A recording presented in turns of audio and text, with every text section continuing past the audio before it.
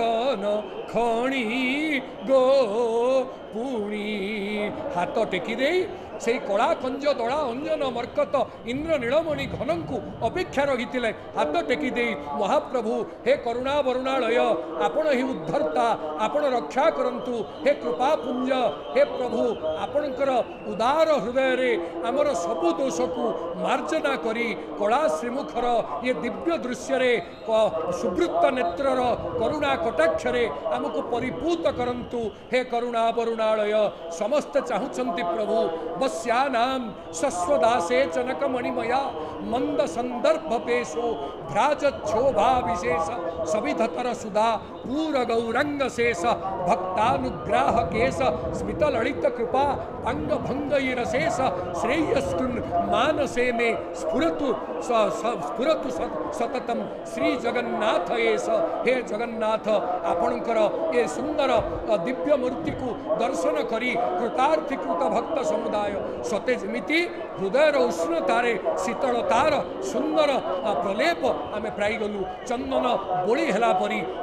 गोला गोला चंदन को बोली हेला परी अनुभूत होउची आज वर्षा जेते ओदा कले भी देह को मन ओदा ही नथिला जे पर्यंत आपण को देखि नथिलु आपणकर दर्शन ही मन को संपूर्ण भाव रे स्नात करिदेला आपणक दर्शनर आनंद रे मन निस्नात हेला हे सच्चिदानंदमय विग्रह आपण होचंती साक्षात आनंदर रसघन मूर्ति सच्चिदानंद रूपाय विश्वोत्पत्त्यादि हेतवे तापत्रय विनाशाय श्री कृष्णाय वयं नमः आपण माने लक्ष्य करूछंती प्रत्येकंकर हृदय भितरे ए व्यग्रता प्रभुंकर ए दिव्य रूप को किछि समय पाई संरक्षित करिवा पुणी भविष्य रे जेतेबेले इच्छा हबो टिके ताकू देखि पारिबा उत्तुंग नासा पुटरे दीर्घ दृष्टि पकाउछंती समग्र ब्रह्मांडर दृष्टि जहांकर कटाक्षरु छुटी आसुची से दृष्टि रे प्रतिहत स्थिति नाही अप्रतिहत दृष्टि निरवच्छिन्न दृष्टि अखंडिता दृष्टि से दृष्टिर कटाल रे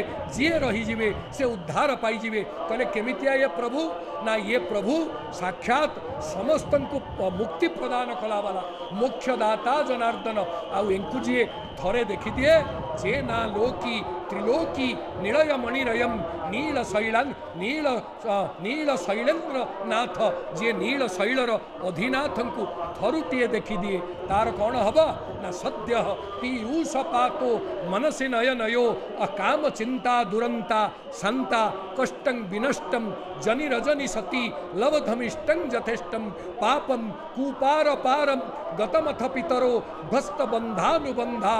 आउ जे ना लोकी त्रिलोकी निलयमणिरयम नील शैलेन्द्रनाथ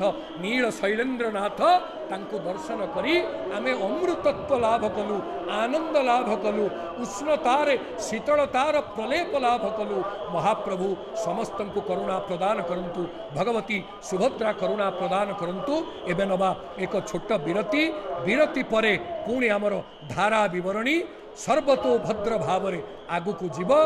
से पर्यंत जय श्री जगन्नाथ।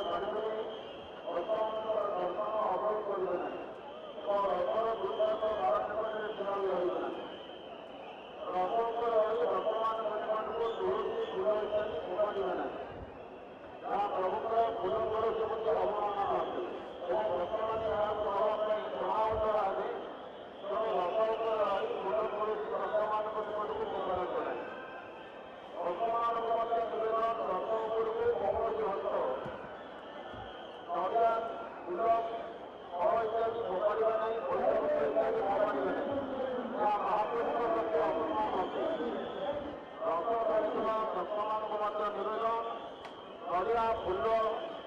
इत्यादि रस को फोपाड़ा ना महाप्रभु प्रति अपमान अटे रस कर